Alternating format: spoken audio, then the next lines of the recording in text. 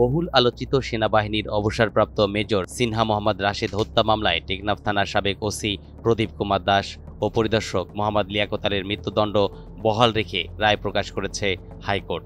রায়ে ৬ আসামির যাবজ্জীবন দণ্ড বহাল রেখেছে আদালত। বৃহস্পতিবার ২০ নভেম্বর বিচারপতি মোহাম্মদ মুস্তাফিজুর রহমান ও বিচারপতি মোহাম্মদ সগির হোসেনের হাইকোর্ট বেঞ্চ এ রায় প্রকাশ করেন। এর আগে ২ জুন মেজর সিনহা মোহাম্মদ রাশেদ হত্যা মামলায় প্রদীপ কুমার দাস ও লিয়াকত আলীর মৃত্যুদণ্ড বহাল রাখেন হাইকোর্ট। একই সঙ্গে ৬ আসামির যাবজ্জীবন দণ্ডও বহাল রাখেন আদালত। পাশাপাশি প্রত্যেক আসামির ৫০,০০০ টাকা জরিমানার আদেশ বহাল রাখা হয়। যাবজ্জীবন বহাল থাকা আসামিরা হলেন টেকনাফ থানার সাবেক এসআই নন্দদুলাল রক্ষিত, কনস্টেবল রুবেল শর্মা, সাগর দেব, কক্সবাজার বাহারছড়ার মারিশবুনিয়া গ্রামের মোহাম্মদ নুরুল আমিন, মোহাম্মদ আইয়াজ ও মোহাম্মদ নিজামুদ্দিন।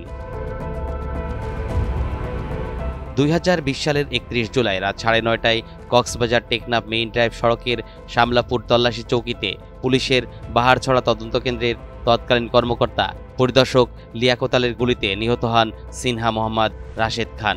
ঘটনার ৫ দিন পর ২০২০ সালের ৫ আগস্ট নিহত সিনহার বোন শারমিন শারিয়ার ফেরদৌস বাদী হয়ে আদালতে মামলা করেন।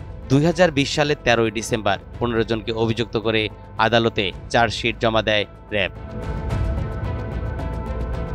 ২০২২ সালের ৩১ জানুয়ারি কক্সবাজার জেলা ও দায়রা জজ আদালতের বিচারক মোহাম্মদ ইসমাইল এই মামলার রায় ঘোষণা করেন।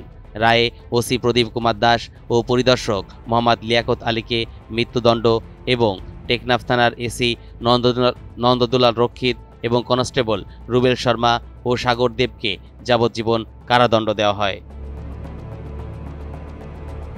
এছাড়া কক্সবাজার বাহারছড়ার মারিশবুনিয়া গ্রামের মোহাম্মদ নুরুল আমিন, মোহাম্মদ আইওয়াজ ও মোহাম্মদ নিজামুদ্দিনকে যাবজ্জীবন কারাদণ্ড দেওয়া হয়।